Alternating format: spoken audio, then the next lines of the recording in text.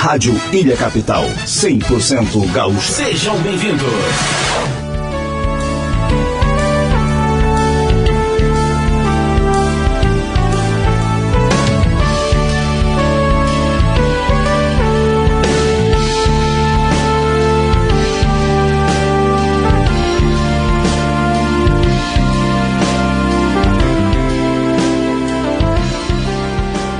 Se o teu cavalo anda meio adoentado, ou é teu cusco que não tá muito legal, tens um amigo que está sempre do teu lado, pra bicharada andar alegre no quintal.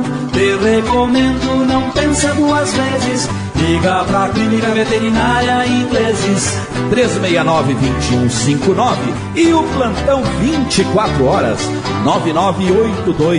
9982-6176. Te recomendo, não pensa duas vezes, liga pra Clínica Veterinária Ingleses.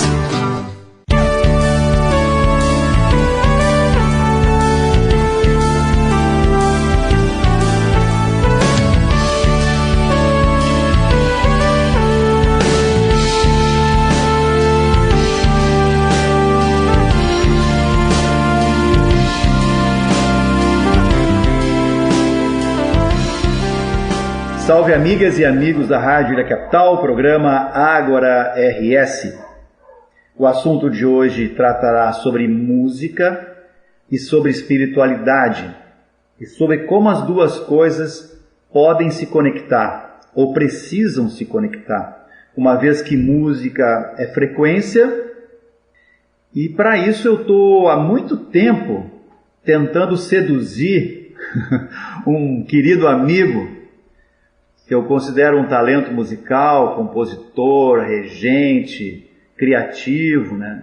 Talvez porque hoje é o dia que a gente não tenha conseguido fazer as conexões que pretendíamos há um tempo atrás. Faz alguns meses que a gente está namorando essa possibilidade de uma conversa solta, não planejada e sempre com aquela intenção, pode ser até presunçosa, de não ocupar 60 minutos da vida das pessoas que nos ouvirão em vão. Afinal de contas, hoje é o dia. Salve Marcelo Nadruz, como estás? Ô Adalto, pois é, a gente estava há tanto tempo para fazer essa conversa, para a gente estabelecer essa conexão, para que pudesse falar um pouco sobre esses assuntos que há pouco tu mencionaste, né? Relativa à espiritualidade e à música, que são duas situações às quais eu estou muito engajado. A música desde pequeno, né? desde criança e tudo mais. Eu acho que vai ser uma conversa muito interessante, porque são duas situações onde eu tenho me aprofundado ao longo desses anos, e acredito que já está assim, na minha essência, isso já está bastante consolidado como sendo manifestações as quais eu busco, né? Cada dia eu busco mais aprofundar a profundidade dentro dessas duas áreas, que é a espiritualidade e a música. Então acho que nós vamos ter uma conexão muito interessante. Falando em conexão, tu tens um trabalho que eu acho que ele é emblemático no sentido dessa tua busca pessoal, na tua busca de ti mesmo, que é o Sudden Connection, tá certo? Tá certo, em inglês Sudden Connection, né? Súbita conexão. Essa obra surgiu espontaneamente, uma obra de música de concerto contemporânea, e que surgiu, que eu tinha ideia, não é, Dalton, de criar uma obra que fosse inusitada no sentido de instrumentação, dos elementos que eu ia colocar, sabe? Eu estava assim um pouco cansado de usar elementos muito tradicionais na minha obra, na minha carreira como compositor de música de concerto contemporâneo. Então eu comecei a experimentar algumas coisas, entende? Surgiu o órgão de igreja, surgiu a cítara indiana, acabou se tornando espontaneamente uma obra multiétnica. Eu chamei de Súbita Conexão porque ela tinha um misticismo muito eclético, transitava entre o Oriente, o Ocidente, a liturgia cristã. Então foi composta a obra Súbita Conexão em 4 movimentos. E dali adiante, quando surgiu a possibilidade de eu inscrever essa música no FunProArt aqui de Porto Alegre, eu tive a grata surpresa de que ele foi aprovado e o recurso foi dado para essa obra ser desenvolvida enquanto DVD Aliás, a ideia de DVD não é minha, a ideia de DVD foi feita pelo maestro Cláudio Ribeiro, que foi o regente da obra, né? Então ele que me deu na Drus, por que tu não faz um DVD, entende, com imagem, tudo, já aproveita a catedral. Foi gravado dentro da Catedral Metropolitana, com uma formação muito inusitada, com 6 cantores solistas, com 2 alaúdes, com cítara indiana, com percussão, os mallets, né, ali a marimba, o xilofone, enfim, foi uma coisa, e mais o órgão, foi uma coisa muito interessante, e ali ficou essa súbita conexão, né? É uma coisa que eu sempre quis fazer e sempre quis experimentar um pouco mais em termos sonoros, até um outro interesse que eu tinha também é uma coisa multiétnica. Eu sempre tive uma coisa, não é bem o world music, não é propriamente isso, não é uma coisa assim. Eu acho que o resultado do súbita conexão foi muito satisfatório, Dalton. Eu acho interessante essa expressão que tu usasse, súbita conexão, e tu disse que tu sempre teve vontade de fazer algo semelhante, até para mudar instrumentos. Assim, a gente escuta perfeitamente uma trilha sonora de N filmes que eu já assisti na vida, né? Mas essa palavrinha que tu usou, sempre teve essa vontade, eu acho que ela teve um início. Tu lembra quando foi o primeiro start que tu tivesse, o primeiro insight que tu tivesse entre a música que tu aprendeu com teu irmão, tocar violão, tocou no Raiz de Pedra, e essa preocupação com algo para além da música, algo mais transcendental, místico? Tu tem ideia assim de que idade tu tinhas quando tu teve esse primeiro insight? Essa pergunta é muito interessante, Dalton, porque ela, na mesma hora que tu estavas formulando a pergunta, me vinha a imagem dos meus 17, 18 anos, na adolescência. Eu me lembro que eu sentia em mim uma inquietude muito grande, e que todos nós temos uma inquietude muito grande na senda espiritual, que é uma senda infinita, né? Mas tem um dado momento que alguma coisa acontece dentro de nós que a gente começa a buscar. Existe um certo cansaço, parece, da nossa essência naquilo que é muito corriqueiro, muito trivial desse mundo aqui que a gente vive, e a gente parece que quer algo mais, tem alguma coisa dentro de nós que precisa ser preenchido. E esse insight eu tive de forma muito forte na adolescência. Eu comecei a fazer meditação, comecei a me interessar pelo orientalismo, comecei a me interessar por questões espirituais também, por um tipo de alimentação diferente, tudo muito, muito intrínseco assim. E desde ali eu percebi que a música, não sei, tinha algo em mim que percebia que a música não era só, Dalton, uma performance dentro de um teatro com 1.000, 2.000, 10.000 pessoas nos assistindo. Os nossos egos, né, ficam assim alisados, né, porque tem muita gente que está nos vendo, aquela coisa muito um personalismo artístico. Isso eu comecei a ver que era além disso. Entende que essa questão do som era uma coisa assim muito maior do que isso. No Raiz de Pedra eu acabei tendo experiências muito grandes, por causa eu era um compositor muito experimental, utilizava o grupo também para verificar como é que era o meu lado compositor, eu externalizava a minha alma enquanto criador. O Raiz de Pedra era uma ferramenta muito forte, e ali eu tive experiências muito interessantes dentro desse misticismo sonoro, né? Uma coisa muito interessante. Então, a gente não explicou o que é isso, né? Parece que é um chá, mas não é um chá, não. Fala um pouquinho sobre o que é o Raiz de Pedra. Estou falando do Raiz de Pedra, foi um grupo que eu criei, né, na década de 70, e lá em março de 8 de março de 1978, né, nós criamos um grupo que era um quarteto e tudo, e era um grupo musical que, no fundo, eu queria criar algo para que eu também pudesse me manifestar como criador. Eu acho que tinha isso também muito dentro de mim, já como compositor, né? E por sorte tive, na minha vida, acabou essa famosa lei de atração que existe no universo, né? Uma lei de atração que é uma lei gigantesca, né? Uma lei implacável, né? E eu acho que nessa lei de atração acabei atraindo também as peças certas, os grandes músicos que ficaram juntos, que nós formamos esse grupo. Era um grupo considerado eclético, porque ele misturava jazz, era um quinteto, né?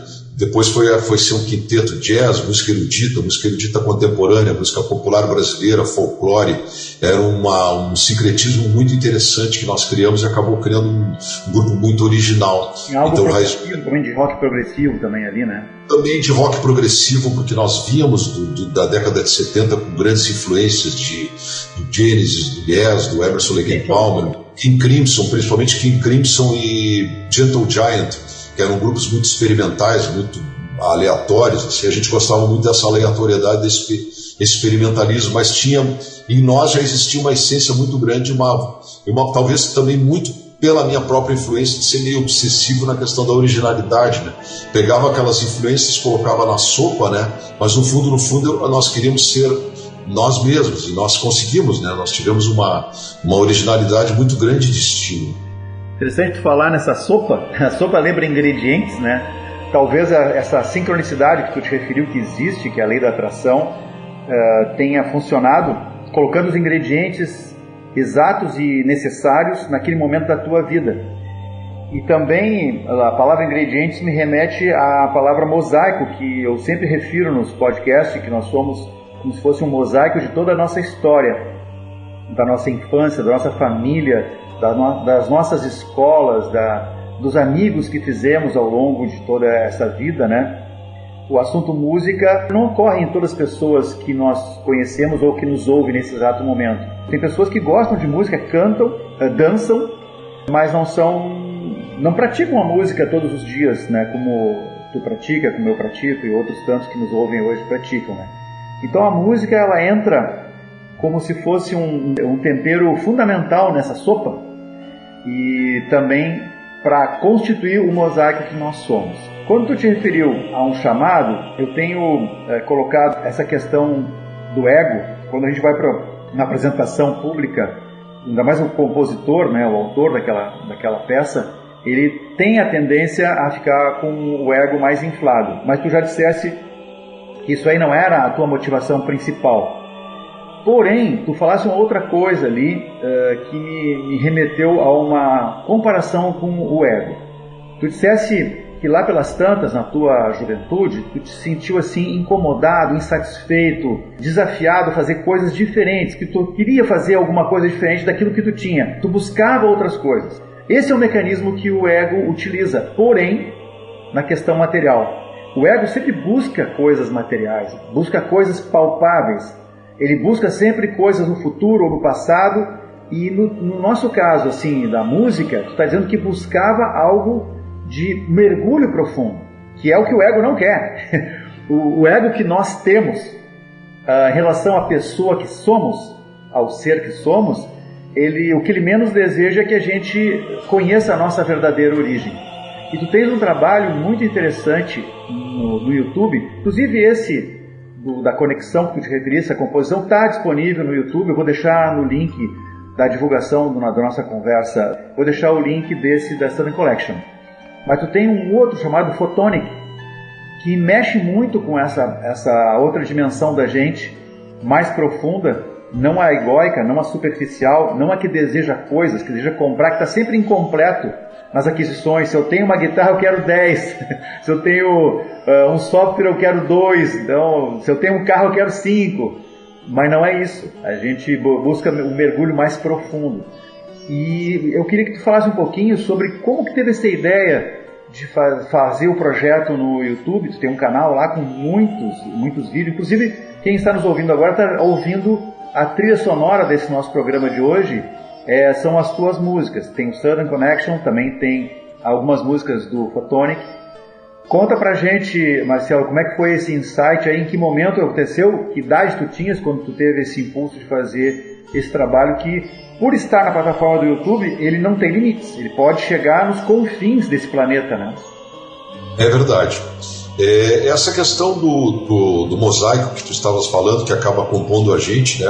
A gente é um somatório de várias experiências, graças a Deus, a gente passa, e é um grande mistério esse, como é que as coisas vão evoluindo, né?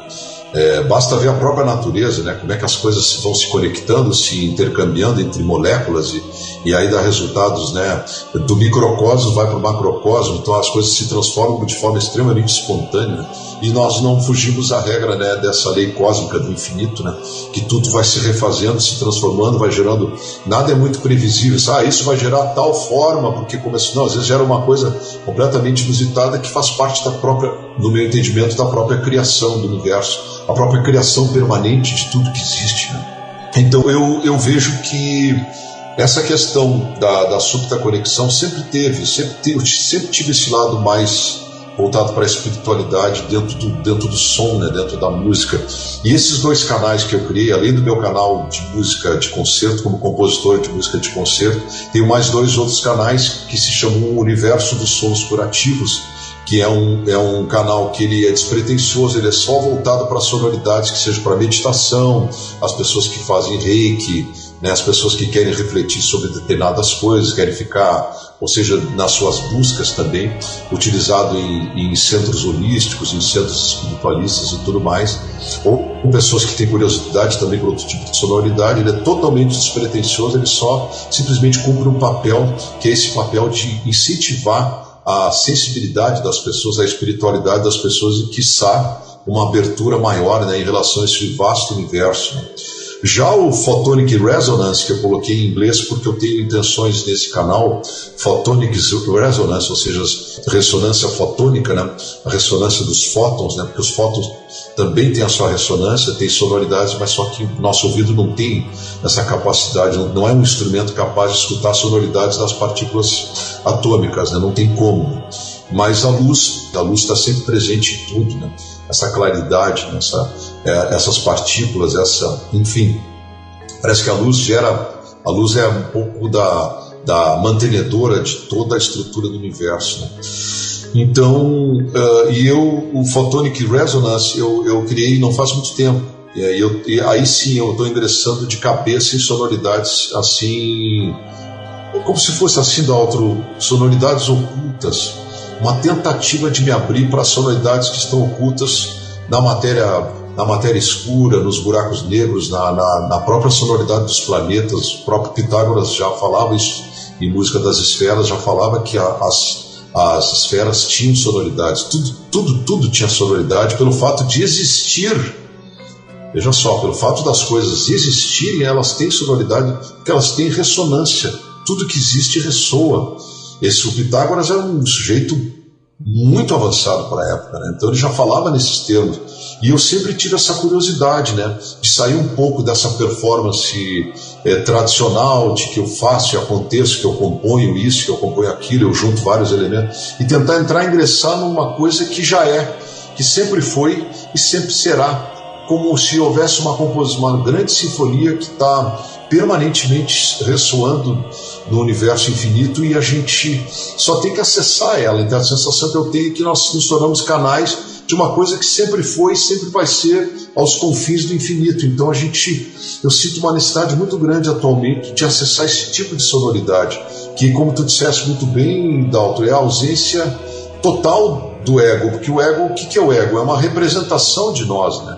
O ego não é esse mosaico que tu estavas falando, que acaba de várias experiências que a gente tem, de altos e baixos, de quedas e ascensão, que nos torna o que nós somos. Isso é uma outra coisa. O ego não é uma representação, uma necessidade de saliência, ele é uma necessidade de parecer o que é. Por isso é a luz de Lúcifer, né? A luz de Lúcifer é um brilho que não é, entende? É um brilho de grande saliência, é um brilho, na verdade, de uma centralização em si mesmo, como sendo uma coisa maior do que tu pensa que tu é, entende? Então é uma falsa luz, é um falso brilho, não é uma luz real. A luz real é quando simplesmente tudo isso desaparece, esses personalismos e tudo mais.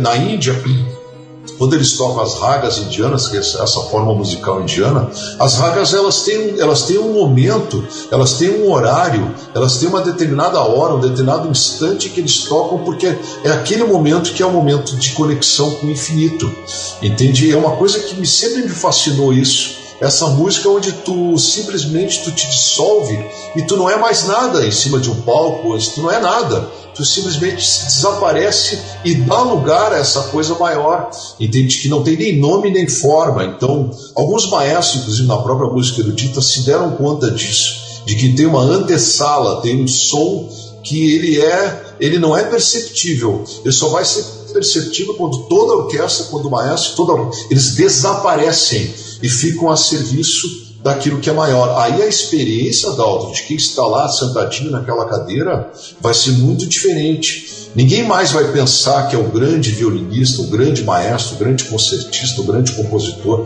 a grande diva soprano que está em cima. Eles nem vão citar isso, eles vão simplesmente relatar a experiência que eles tiveram naquela 1h30 que eles tiveram, naquela experiência sonora sui generis, uma coisa que não tem definição, mas que te preenche em todos os sentidos.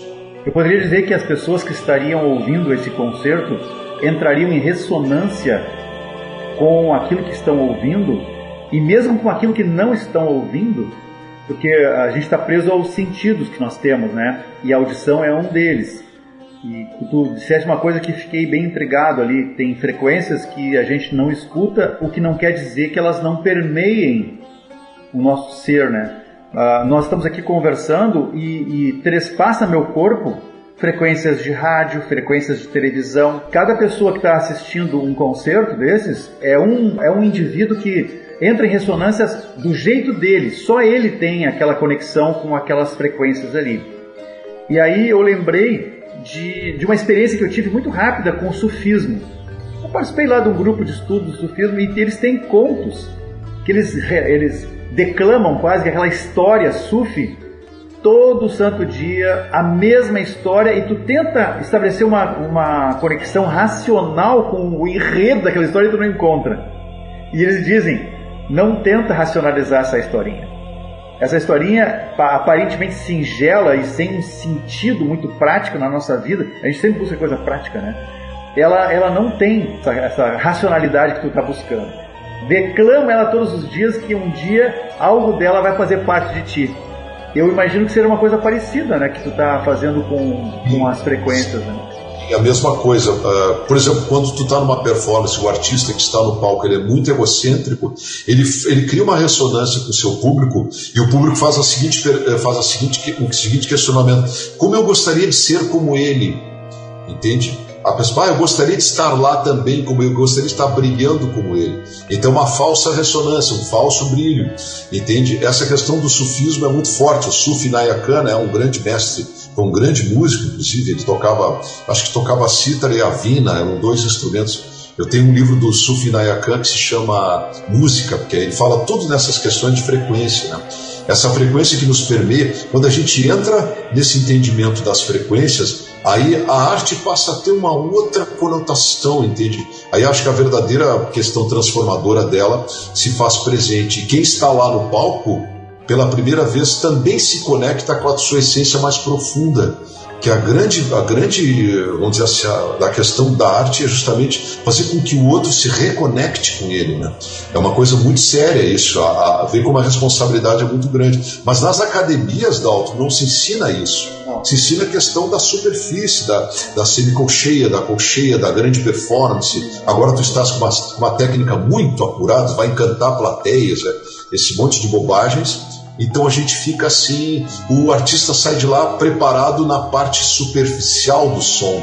Ele não entende que ele é um veículo, ele tem uma responsabilidade muito grande enquanto veículo do som. Ao mesmo tempo, quando se vai estudando o sufismo, outras escolas orientais, a Índia e a China, por exemplo, o Confúcio não permitia que entrasse na dinastia lá no reino que determinados tipos de música. O Confúcio não permitia, que ele sabia que aquilo poderia destruir o reino inteiro, porque as ressonâncias que estavam naquela música eram altamente destrutivas. Ele já sabia disso há 4, 5 mil anos atrás. O Confúcio até não é tão antigo, mas eu digo, a China já sempre teve isso. A música tinha um papel de ordem. Não pode haver, e hoje nós estamos vendo o contrário, né? O que está sendo veiculado está causando caos, está causando a assimetria da civilização, né? Também, no meu entendimento, um período extremamente transitório. A humanidade não vai ficar sempre assim, porque não tem sentido na evolução do universo um planeta ficar sempre do mesmo jeito. Isso é totalmente ilógico, né? Mas, enfim, a música tem esse poder. E mesmo que a criatura esteja lá cantando uma área de Mozart, de uma ópera de Mozart ou de Puccini, a criatura, vamos dizer, uma soprano, né, com uma técnica extraordinária, se ela está preocupada realmente nesses louros ou parecer diferente, ela vai se desconectar com o fenômeno do som em si e não vai causar essa oportunidade que o público tem de ressoar com ele mesmo e até de atingir um nível de autoconhecimento e até de tocar a sua essência mais profunda. Tem um ditado que diz: a essência da arte verdadeira é despetrificar as almas. Que legal essa imagem de despetrificar as almas, né? Tem uma passagem, acho que de Michelangelo, que ele, quando perguntaram como é que ele conseguiu aquela estátua maravilhosa que ele fez, ele disse, eu só tirei a pedra que estava ao redor dela, né? Sensacional essa passagem. Não, ela já estava lá. Ela já estava lá. Sensacional isso, é fantástico, né? O Mozart teve, acho que no período de um mês ou pouco, ele criou três grandes óperas num curto espaço de tempo. O Mozart é um grande exemplo de uma conexão permanente, uma antena parabólica ligada a todo instante. Então, o Van Gogh não consegue parar de pintar, Tem mais 600 quadros, não sei quantos quadros tem lá na Europa, na Holanda, o sujeito não consegue, a conexão é tão grande que é impossível interromper esse fluxo, né? Então a gente começa, a partir desses grandes artistas, a gente começa a entender o que seja estar em conexão permanente, o que seja estar em ressonância com o infinito o tempo inteiro, né? É interessante falar de grandes artistas porque a gente pensa assim, eles e eu. E não é bem assim. Nós todos somos artistas e não somos nem grandes nem pequenos. Na minha condição atual, eu posso dar uma contribuição de acordo com aquela tarefa que eu deveria fazer, em qualquer momento que eu esteja da minha escalada evolutiva, independente de eu ser famoso ou não. Quando a gente escuta músicas contemporâneas aqui, que a gente está escutando na rádio, aí, nós somos instigados a fazer um filtro. Assim como Confúcio impunha um filtro, a gente não tem essa imposição. A escola que a gente frequentou não nos prepara para coisas que estão acontecendo hoje. O salto que deu na evolução tecnológica foi muito, muito mais rápido do que a evolução dos currículos escolares. Tu te refere, inclusive, a um currículo que não poderia ser atrasado, que é o currículo acadêmico. Agora, imagina uma criança dos primeiros anos escolares, e um adolescente também, sendo bombardeado por diversos tipos e estilos de músicas, né? E aí ele não tem no currículo nada que deixe ele com condições de dizer, puxa, isso aqui eu não gostei, nem pelo ponto de vista técnico de montagem, porque a mesma nota que você repete, pá, pá, pá, pá, pá, aquela mesma notinha ali na pauta, né? E tem uma letra com ou sem significado, eu não gostei por esse aspecto, mas também não gostei porque a sonoridade não me agradou. Essa sensibilidade não existe nos currículos escolares, não está presente nos currículos escolares, infelizmente, né? Mas tu falava agora há pouco sobre a responsabilidade que nós temos de executar essas tarefas, e eu lembrei que alguns gurus utilizam da voz, da fala, da palestra, da oratória para tentar despertar pessoas.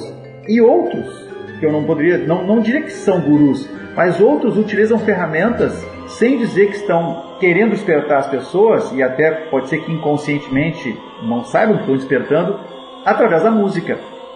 Ou seja, eu posso escutar uma palestra de um Osho, de um Muji ou de um Krishnamurti, e a partir daquela palestra que eu ouvi e trabalhei intelectualmente, eu despertei. Mas eu posso escutar uma música do Photonic, tentando meditar? Não, vou meditar então, vou botar um fundo musical. Aquilo é adequadíssimo para a meditação. E eu posso, através daquela meditação e daquela sonoridade que tu produziu, ter algum insight, mesmo que seja pequeno. É fantástico isso que tu está falando, Dalton. É muito interessante a questão do filtro, né? Que hoje em dia parece que é proibido ter filtro. Existe alguma coisa que nos fiscaliza também, entende? A gente não pode falar da qualidade da coisa, né? Não, isso é preconceito, tudo. Não é questão de preconceito. É questão daquilo que é ruim e aquilo que é bom. Não é uma questão, não tem nada a ver com discussões de ordem isso, de ordem aquilo. É aquilo que é. Quando se tem esse filtro, esse suporte de conhecimento, as coisas funcionam bem mais, né? Como se diz, né? A gente passa o jardim de infância, a primeira série, a segunda série, a terceira série, a gente fica mais numa questão de conteudista, né? Mas não nos prepara, nós vamos acumulando coisa, acumulando conhecimento e tudo mais, mas a gente não é preparado enquanto ser humano que tem uma percepção do mundo, né? O Krishnamurti se incomodava muito com essa questão dessa coisa tradicional do ensino, né? entende? O Rudolf Steiner, das escolas Waldorf, tinha uma preocupação enorme com essa história de como o ser humano podia ter uma educação integral, e ele não vai ter filtros com esse tipo de educação mais aprofundada, onde o ser humano entra no autoconhecimento. Ele não vai ter filtros somente em relação a informações estéticas musicais, ele vai ter filtros, vai ter um senso crítico bastante apurado sobre muitas coisas. Ele não vai ser uma espécie de massa de manobra facilmente manipulada, entende, por essa mídia, que é uma mídia covarde, né? Por que a mídia é covarde? Porque a mídia é covarde porque ela não pede licença de entrar no teu inconsciente, às vezes até com propaganda subliminar, é bastante covarde, né? As pessoas fazem isso sempre de licença, entram no inconsciente, se mistura com a tua essência e tu passa a ter comportamentos de reflexo condicionado que nem tu sonhava em ter, começa a ter comportamentos assim completamente fora, estapafúrdicos, né? De ser um ser humano ansioso e impulsivo, então a coisa é muito bem elaborada, né, por essa questão midiática, assim, que tenta assim, ter uma tentativa desesperada, para mim com os dias contados, né, mas ela está com uma tentativa desesperada ainda de tentar continuar assim controlando as mentes das pessoas, mas eu acho que isso aí tem os dias contados porque não se sustenta, né? A própria natureza das coisas vai mudando, né? Todos os impérios a gente pensou que iam durar, né? O Império Romano ia durar não sei quantos mil anos, o Império do Hitler, o Terceiro Reich não sei mais quantos mil anos, esse monte de coisa, todos os impérios, agora o Império midiático, entende? Quem não vai, entende? Porque o universo ele se autorrecicla, né? Não é as formiguinhas que tentam ter poder sobre os outros, se achando semideuses, essas coisas. Isso aí tudo vai terminar. Mas eu acho que está havendo um movimento interessante nesse caso da questão da autocrítica aí, desse currículo. E eu acho que nós vamos chegar lá. Eu acho que mais uns anos aí, eu acho que a coisa vai se equilibrar a ponto da nossa civilização tomar um rumo melhor. Tem vários gurus que usam uma frase muito interessante: tudo passa. Então, isso corrobora a tua afirmação de que isso não se sustenta por muito tempo. Nem os impérios que viveram séculos se mantiveram daquele mesmo modo. Eles se transformaram, né? Eu vou pedir licença para ti e para a nossa audiência para chamar um rápido bloco comercial e já voltamos. Pois não.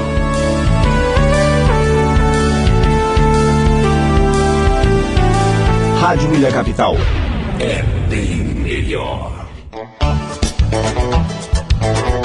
Combustível de qualidade, troca de óleo, lavação no Posto Santana tem. Loja de conveniência, padaria também tem. Atendimento de primeira no Posto Santana tem. No Posto de Combustível Santana você vai encontrar um centro comercial para atender melhor você. Venha logo para o Posto de Combustível Santana, Rodovia João Gualberto Soares, 7145 no Rio Vermelho.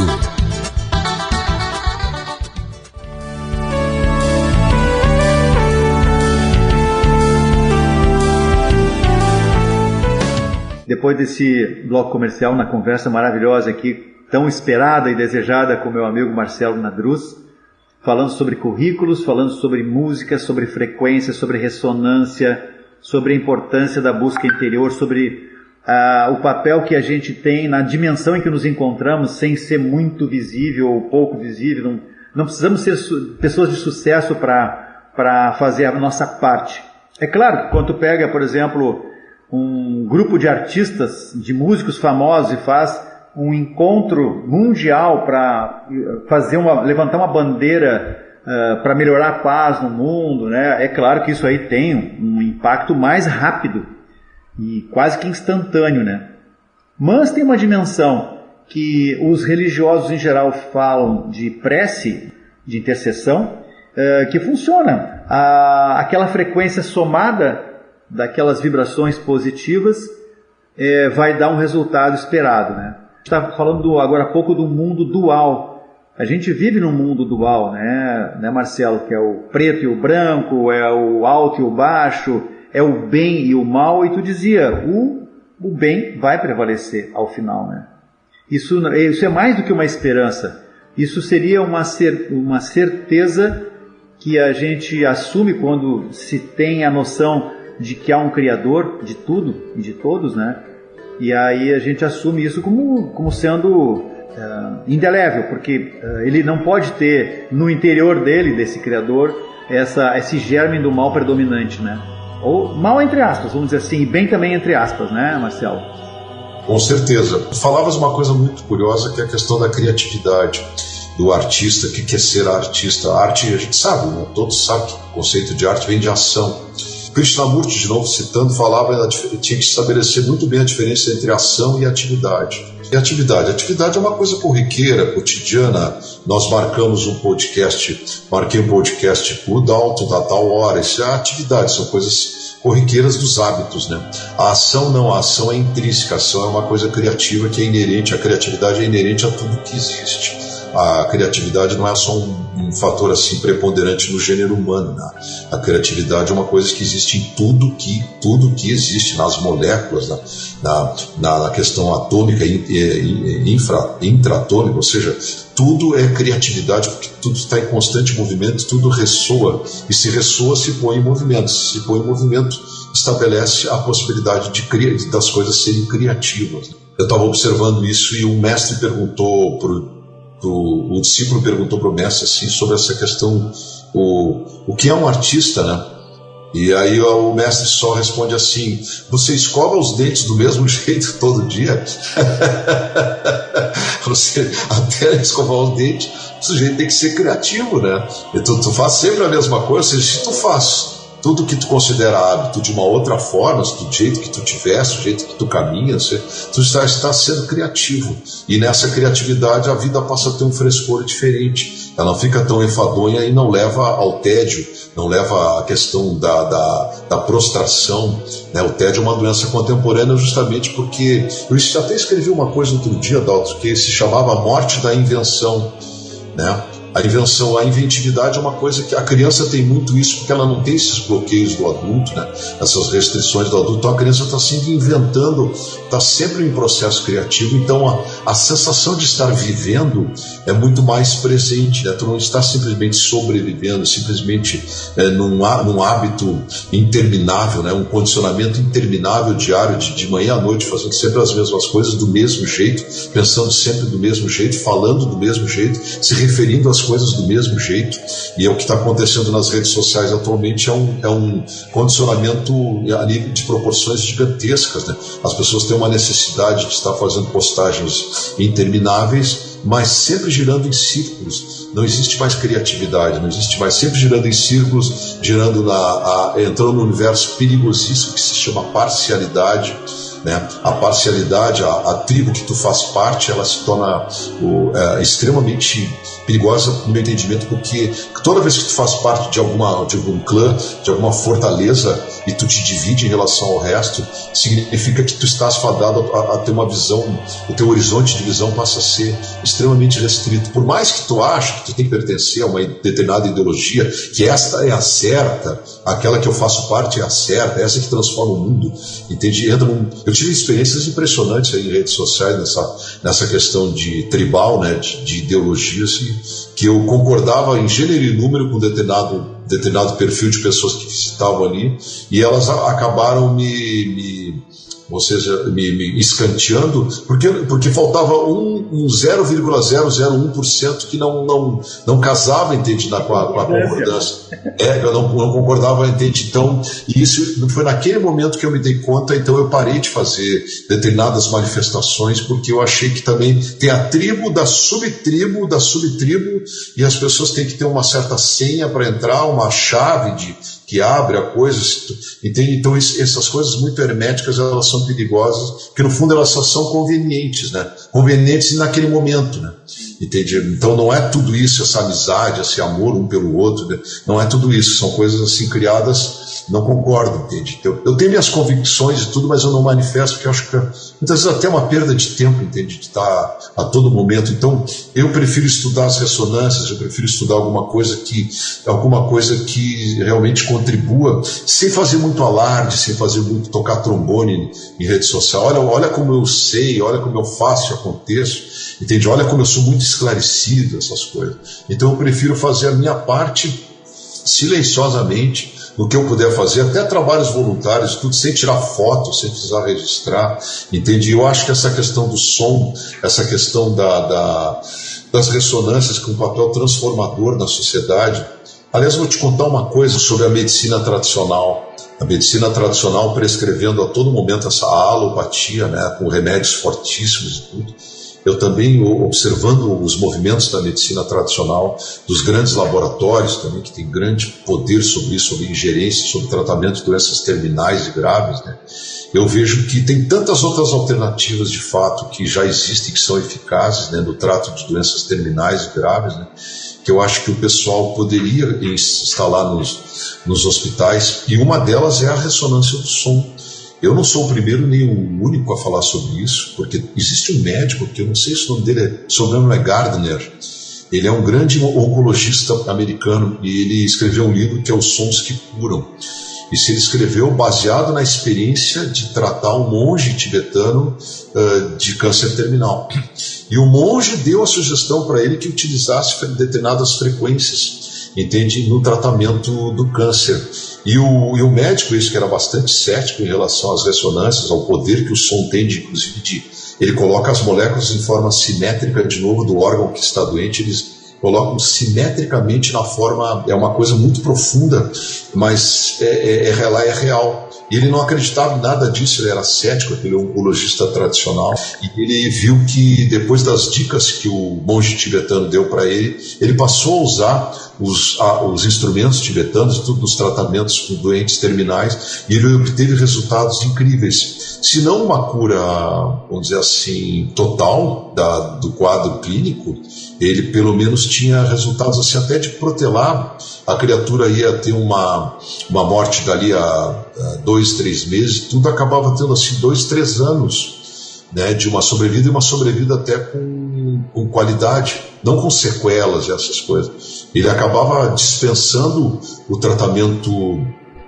quimioterápico e radioterápico, às vezes extremamente agressivo. Ele dispensava isso e utilizava só a questão das frequências, e ele teve resultados incríveis. Essa é uma área que eu gostaria muito de atuar, se eu pudesse, confesso aqui contigo no nosso podcast, de poder um dia me aprofundar a tal ponto de se poder ser um sujeito que contribuísse também com médicos que fossem um pouco mais abertos para questões alternativas. E eu gostaria de atuar, entende, dentro da área da saúde, como um veículo ou seja, de utilizar esses recursos, não é, Dalton, para fazer com que as pessoas tenham um pouco mais para o próprio pessoal observar que o som, ele realmente tem as teorias mais aprofundadas que dizem que é possível até bem mais, né? A própria ressonância magnética já está sendo usada aí para obter resultados. A ressonância magnética está sendo usada para obter resultados, o feedback do corpo,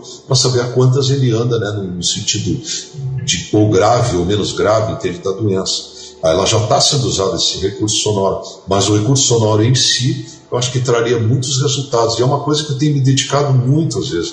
Eu continuo como compositor, atuando, estudando regência, se me chamarem para reger uma orquestra, eu vou reger um coral e tudo, depois que é uma questão profissional também de sobrevivência.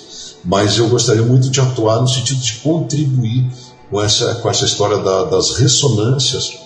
Eu não sou, como eu disse, não sou o primeiro nem o último, tem muita gente boa atuando aí no planeta, em todos os países que se possa imaginar, tem muita gente que se empenhou, se aprofundou. Tem um outro, eu não sei se ele estudou medicina, o Jeffrey Thompson, dá uma olhadinha no YouTube, Jeffrey Thompson, Dr. Jeffrey Thompson, estuda isso há muitos anos, ele é muito aprofundado, ele já teve experiências maravilhosas dentro de resultados.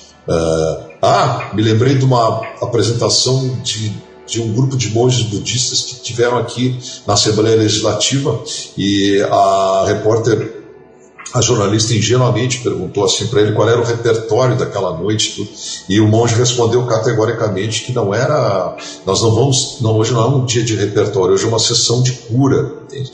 Era uma coisa muito mais aprofundada, provavelmente uma performance de música, aquela coisa toda. É um nível do som utilizado em proporções muito maiores. A própria música de concerto A música de concerto, que é o meu terreno de atuação quanto compositor, ela tem argumentos, às vezes, nas próprias óperas, às vezes, muito passionais. Entende? Muito passionais, assim, são coisas muito trágicas, muito dramáticas, muito chão mesmo, né? E isso, às vezes, também pode ser uma grande obra e tudo, mas, no fundo, não está contribuindo para que haja, assim, uma ressonância diferente do ser humano, enquanto para que abra novos horizontes, não só esse horizonte corriqueiro, passional, que é o nosso dia a dia, o ser humano passando numa dramaticidade, entende? Uma coisa muito intensa, ou então coisas muito épicas de vencer batalhas, de músicas eruditas magníficas, mas uma nação venceu a outra, entende? Coisas épicas, grandiloquentes, de coisas, às vezes não contribuem muito para a questão da transformação real da sociedade. Rapaz, tu abriu um capítulo aí, um leque de reflexões que eu tô zonzo aqui para ver como é que a gente pode aproveitar essa enxurrada de boas inspirações que tu colocou para nós aí. Eu começaria com as palavras do senhor Aldo Flores Ferreira, fundador da Aldeia Infantil Brasileira SOS, hoje chamada Aldeia da Fraternidade, que ele dizia: não podemos confundir ação com agitação. Tu falasse agora em ação e atividade, né? Tu começou falando em ação e atividade. E eu lembrei do seu Aldo. Ação e agitação. Às vezes a gente se agita pensando que está agindo, né? Não é nem uma atividade, é uma agitação mesmo, né? Tu sabe que eu achei legal a possibilidade de realinhamento molecular, celular, intraatômico, quântico. Realinhamento é uma palavra que me ocorreu quando tu falavas aí que a música pode ser curativa. E nesse sentido, Marcelo, eu vivenciei em 2018, e tu vivenciou agora recentemente, uma situação de despedida de pessoas muito queridas, né? E é inevitável que a gente pense, em cima de toda a bagagem que a gente amealhou nesse mosaico que somos, né? Para ver o que significado tem essa despedida. E aí lembrei de uma médica chamada Ana Cláudia Arantes, que tem palestras muito lindas no YouTube e ficou notabilizada por um livro que ela escreveu chamado A Morte é um Bom Dia para Ser Vivido. É um título assim que a gente meio que se choca, mas eu casualmente tive acesso a isso exatamente naquele momento em que eu estava me defrontando com esse fenômeno universal no plano físico que a gente se encontra, que que são os momentos derradeiros, né? E ela dá uma ênfase assim: puxa, tu tens 70 anos de vida e tu vai te deter em 1 segundo, em 2 segundos, que é a morte. Não, a vida é o que existe. A morte é um episódio dentro da vida. Agora, o que me chamou a atenção na tua fala foi a palavra cura. O que seria a cura? Por exemplo, será que a morte não é uma cura? Será que os momentos que antecedem a morte não são a cura que nós tanto desejamos ao buscar o nosso autoconhecimento? Muito profundo, Dalton. Isso é muito profundo. De fato, é uma coisa assim. Por quê? Porque desde criança nós somos ensinados com 2 grandes equívocos. 2 grandes equívocos, Dalton, que perpetuam pelo resto das nossas vidas. Não saber lidar com a morte, ela é colocada sempre de maneira muito fúnebre, né? Obscura, né? Aquela figura tétrica mesmo, sempre é uma coisa assim. Nunca é, como tu dissesse há pouco, uma cura ou uma coisa libertadora, né? Nunca é encarado dessa forma. E a segunda coisa é nós somos ensinados a competir, nós somos ensinados a nos separar do resto. Nós somos ensinados a sermos os primeiros da classe, sermos os primeiros, né, tanto os primeiros lugares, essas coisas, nos diferenciarmos dos outros. São 2 coisas doentias, patéticas até, mas é da nossa civilização. A gente, no momento que tu passa a competir, tu quer ser melhor, quer estar na frente, quer ter os louros solitários, parece um imperador solitário no seu reino solitário, essas coisas, né? Então a gente é ensinado a ser assim, nessa separação que tu estabelece com os outros, essa divisão que tu faz com o teu semelhante, né? Porque afinal de contas tu tem que defender o teu reino, né? Essas coisas. Então esses 2 grandes equívocos passam a fazer parte. E um deles, que é a morte, eu quando tive nessa experiência última que eu tive, né? Uma experiência bastante complexa, Uma das enfermeiras-chefe que estava lá nessa perda que eu tive, eu conversei muito com uma delas, e uma delas era muito preparada. E ela dizia, eu disse para ela, eu disse, Cristina, tu és uma pessoa que tem muito tato com as pessoas. E ela me disse, pois é, a única coisa que não se faz, por incrível que pareça, na área médica, é preparar as pessoas para a passagem delas, ou seja, para elas morrerem, né? Ninguém prepara, ninguém cria uma... E ela criava toda uma atmosfera assim, como se fosse uma atmosfera de um desenlace mesmo, né? Não tornar a coisa tão...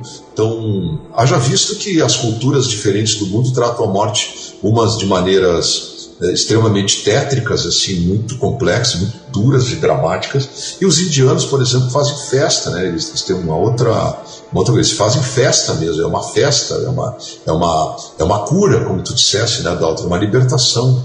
Entendi? Eu que tenho essa percepção sobre a sobrevivência da alma. Uma palavra que tu usou várias vezes aí, Marcelo, que eu acho interessante a gente grifar, que é saúde. Eu vou pedir licença para ti e para a nossa audiência para chamar um rápido bloco comercial e já voltamos. Pois não.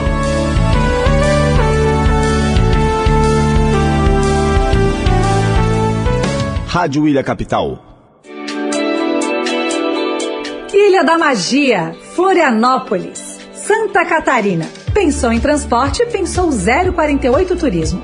Garantia de conforto, pontualidade e segurança. 048 Turismo conta com vans, micros e ônibus. A empresa conta com seguro total de passageiros, higienização diária e atendimento personalizado. Visite o nosso site www.048turismo.com.br. Aguardamos por você.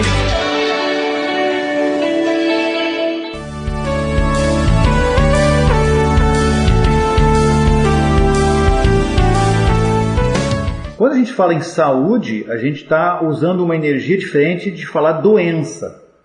A gente só pensa na saúde quando está doente. A gente normalmente não cuida da sua saúde quando não está doente. Tu te lembra de procurar um especialista quando tu está sentindo um desconforto físico. Mas a saúde, pensada de uma forma bem ampla, ela também inclui uma dimensão não física, né? Então a ênfase que tu deu assim nos sons de cura ligados à saúde, eu acho muito oportuna, porque a saúde ela permanece contigo apesar da morte. Ou seja, as pessoas que passaram por aqui, estão numa outra dimensão, continuam lidando com a sua saúde. A saúde e a doença são muito abrangentes, porque o ser carrega o que ele é, né? Ou seja, ele carrega exatamente o que ele é. E a doença, como é que eles chamam? Tem umas escolas, não sei se é o do sufismo, acho que na própria apometria, falava a doença é só um desajuste celular, entende? É uma coisa, não existe doença, existe uma desagregação celular, entende? E quando a gente chegar a um ponto, acredito eu que a humanidade vai chegar, a civilização vai chegar num ponto de percepção do que a enfermidade ela é muito mais abrangente do que propriamente os efeitos, e essa superfície que o médico vai lá, então vou te dar tal coisa, então vou te prescrever uma tarja preta, essas coisas, mas ele não pergunta para aquela pessoa que está no estado terminal, quem és tu? Como tu foi até hoje? Entende? Qual é a tua essência? Como é que tu te percebe? Ele não conversa contigo, ele conversa com os efeitos, entende? Orgânicos daquilo que está acontecendo. É um assunto que, como eu disse há pouco, eu acho que a enfermidade vai ser uma coisa que não vai mais existir na civilização, justamente porque vai se ter essa... Talvez nem se precise de ter terapias alternativas, ou através da luz, através da cromoterapia, através do som. Acho que vai haver a própria consciência, o ser humano vai ser autoconsciente de si mesmo, então ele mesmo vai perceber aquelas ervas daninhas que não são necessárias dentro da gente, e ele mesmo vai retirar com a sua própria ação, com a sua própria iniciativa. Então, eu acho que todos nós caminhamos para um desfecho positivo. Não sou fatalista de achar que a humanidade está perdida, que nós vamos para o abismo, essas coisas. Eu acho que não. Eu acho que com essa questão da tomada de consciência da humanidade, da civilização, tomando consciência de como tratar de si mesmo, porque hoje nós estamos falando, o nosso podcast fala muito sobre ressonância, e ressonância tem muito a ver com cura, tem muito a ver com transformação da consciência, tem muito a ver com mudanças, né? O som tem esse poder. Enquanto isso, se a gente fizer uso desses recursos, eu acho que vai ser muito bom. Era de sugerir, inclusive, para os hospitais, que tivesse um andar inteiro dos hospitais só com essas chamadas terapias alternativas. Enquanto os doentes estão lá, daqui a pouco o médico diz, vai lá para o 10º andar, agora sai um pouquinho daqui, vai lá para o 10º andar, onde vai fazer um pouco de ressonâncias do som, vai fazer outras coisas, meditação e tudo, ou usar a tua criatividade, fazer pintura, escrever, tirar um pouco a tua consciência do foco da doença. E aí que eu vou entrar, vamos ver onde eu possa, de repente, atuar, não somente como músico, como maestro, compositor, essas coisas todas, acadêmico, seja lá o que for isso, né? Mas pelo menos ingressando num outro universo, que é o motivo pelo qual nós começamos o nosso podcast, na verdade. Numa expressão, Marcelo, que para mim é muito, muito especial, que é a consciência, né? O despertar da consciência. No último podcast a gente falou sobre isso aí, sobre o despertar da consciência, e pensando que o teu trabalho musical ele foca para fora, tu está extravasando, como a rosa exala um perfume incondicionalmente, ela não escolhe para quem vai mandar o perfume dela, tu não tem como evitar esse transbordamento dessa tua atividade no terreno da música. E tem um outro caminho que é para dentro, e eles acontecem simultaneamente. Tu só consegue transbordar essas frequências, essas ressonâncias, porque tu também está mergulhando internamente. Então é o macro e o micro que estão presentes e simultâneos. A busca interior nos dá a única possibilidade de auxílio. A gente tem a pretensão de auxiliar pessoas, de auxiliar ou de curar pessoas, ou de fazer qualquer ação, a palavra ação de novo, né? Externa. Mas a única possibilidade que nós temos é de autotransformação. É essa busca interior. O que não quer dizer que nessa caminhada, nessa frenética busca interior, a gente não esparja perfumes, sons e luzes. Mas esse espargir será proporcional a esse mergulho, né? Nossa entrevista caminha para o final. Nós estamos conversando aqui, eu estou adorando, e tu fazia referência agora há pouco na disponibilidade e intenção e desejo de integrar um grupo de estudiosos, de pesquisadores, de pessoas abertas que queiram lidar com a saúde e seus ingredientes, que seriam assim a cura e doenças, né, de formas alternativas experimentais. Dizia também para nós agora há pouco como é importante um médico, para falar de saúde, né, um médico que escute e converse e conheça um pouco mais sobre o paciente antes de dar um diagnóstico puro e simples, como a academia os ensinou. Não é um nem dois médicos que eu ouço falar que na academia não aprenderam certas sensibilidades, né? E num dos podcasts que eu fiz, eu entrevistei o Dr. Renan, um jovem, não tem 30 anos ainda, mora em Curitiba e trabalha com a cannabis medicinal, que é um tratamento alternativo também. E ela produz efeitos bem diferentes daqueles que as alopatias produzem. Por exemplo, a minha irmã e minha mãe, que tiveram desencarne a partir de câncer, elas usaram as gotinhas do CEI, do CBD e THC, e não precisaram utilizar, por exemplo, a morfina. E também os efeitos colaterais da químio não se fizeram presente em ambas. Também nesse último podcast, em diversos outros, a gente comentou a esse respeito, que aceitar a realidade não significa uma atitude passiva.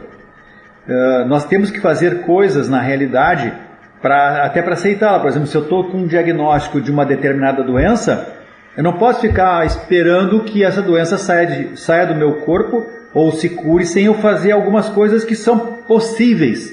Dentre elas, uma consulta a um determinado especialista, adotar um tratamento oficial ou alternativo, enfim. Então a gente aceita a realidade, porque a realidade na leitura desses mestres e na minha compreensão também, a realidade é imutável, assim como o passado é imutável, e o futuro é uma possibilidade. Mas o que nós estamos fazendo agora aqui, eu e tu, é vivendo o presente, vivendo o agora. E o assunto de hoje, como quem está nos escutando, é a música. Eu lembrei, antes de passar para a leitura do Gurdjieff, eu lembrei de uma passagem do livro O Nosso Lar, ditado pelo espírito André Luiz ao médium Francisco Cândido Xavier, e que tem um lago, e no meio desse lago uma pequena ilhota, e nessa ilhota uma espécie de concha acústica, onde tem uma orquestra de câmara, um grupo de câmara, um quarteto de cordas, digamos assim.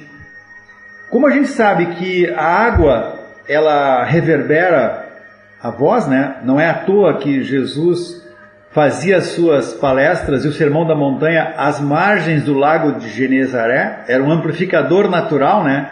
A superfície da água, né? Então, ali na cena desse livro e também do filme Nosso Lar, aparece aquele pessoal tocando. Quase como que dizendo, olha, aquela música que tanto inspirou pessoas no plano físico continua inspirando aqui no momento em que nos encontramos sem aquela vestimenta pesada, né, do corpo físico, né? Então, Marcelo, eu vou te ler, me permite ler um pedacinho que eu achei bem legal em homenagem ao nosso... Esse livro foi escrito pelo Damianovich Ouspensky. Em 1870, ele nasceu em 78, mas esse livro foi escrito em 3 anos, durante a Primeira Guerra Mundial. Ele foi escrito entre 1915 e 1918. E são relatos de momentos vividos entre o Ouspensky e o Georges Ivanovich Gurdjieff. Esse livro tem 18 capítulos. O livro se chama Fragmentos de um Ensinamento Desconhecido em Busca do Milagroso, é o subtítulo. E casualmente o 9º capítulo, que é metade de 18, né, ele dedica à música e seu aspecto não conhecido e também transcendental, né? Ele diz o seguinte: todos os sóis da Via Láctea influenciam nosso Sol. O Sol influencia os planetas. Todos os planetas influenciam nossa Terra.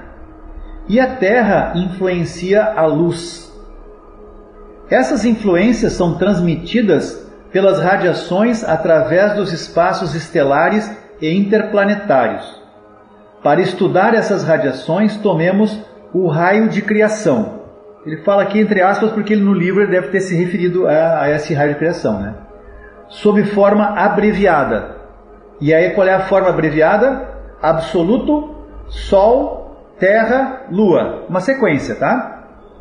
Ou, mais precisamente, imaginemos o raio de criação sob a forma de 3/8 de radiações.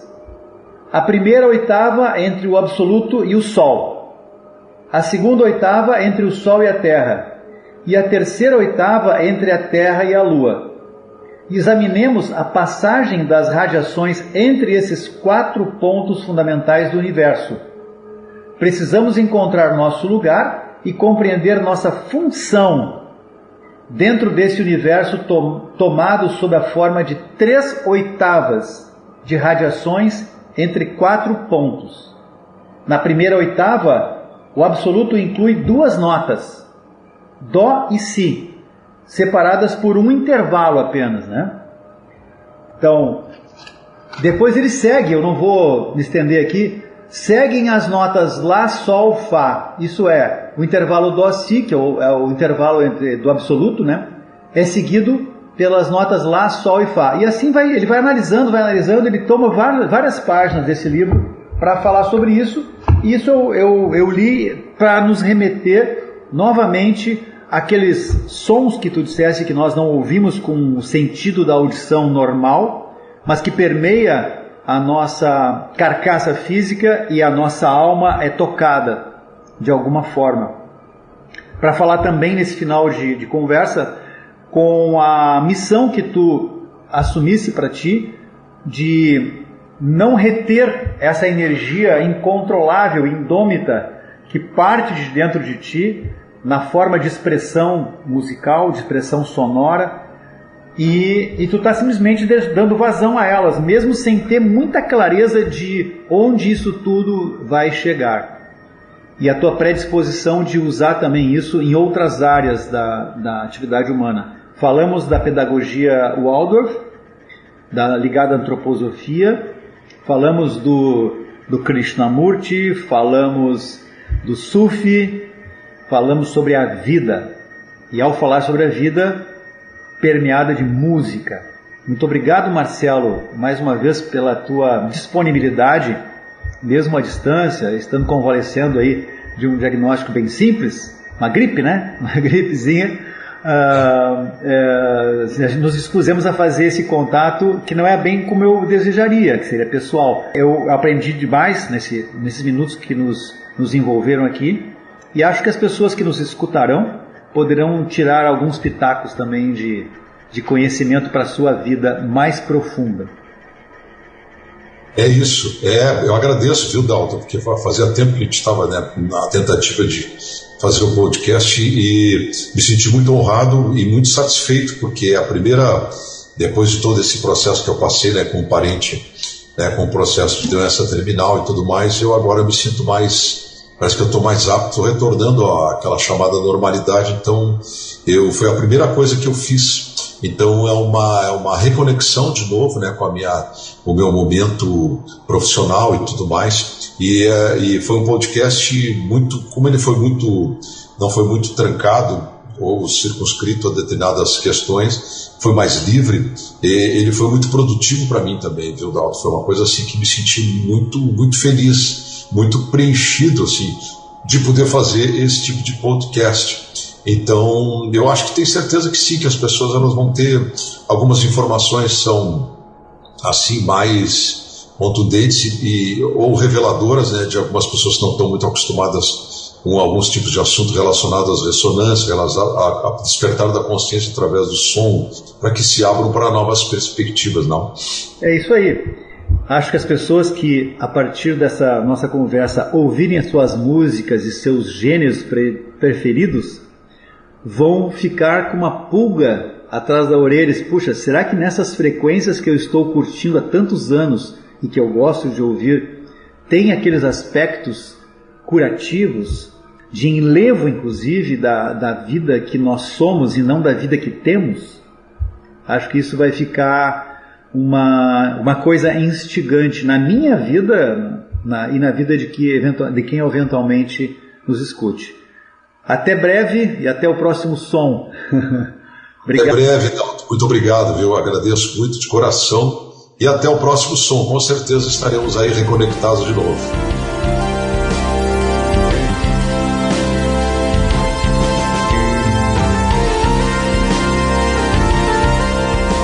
Muito bem. Por hoje ficamos por aqui. E até o próximo Ágora RS. Rádio Ilha Capital, 100% gaúcha. Oi meninas, tudo bem? Rádio Ilha Capital, se você é daqui ou está só passeando em Florianópolis, deixe suas linhas lindas. Agende seu horário que eu vou até você. Atendo em ingleses e região. WhatsApp 41 99871 4580. Beijo!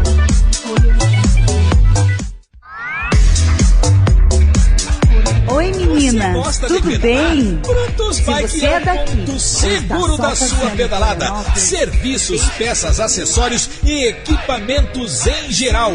Brutus Bike, tratando sua bicicleta com carinho. Na rodovia João Gualberto Soares, 17317, na Barra da Lagoa. Brutus Bike, 999-646883.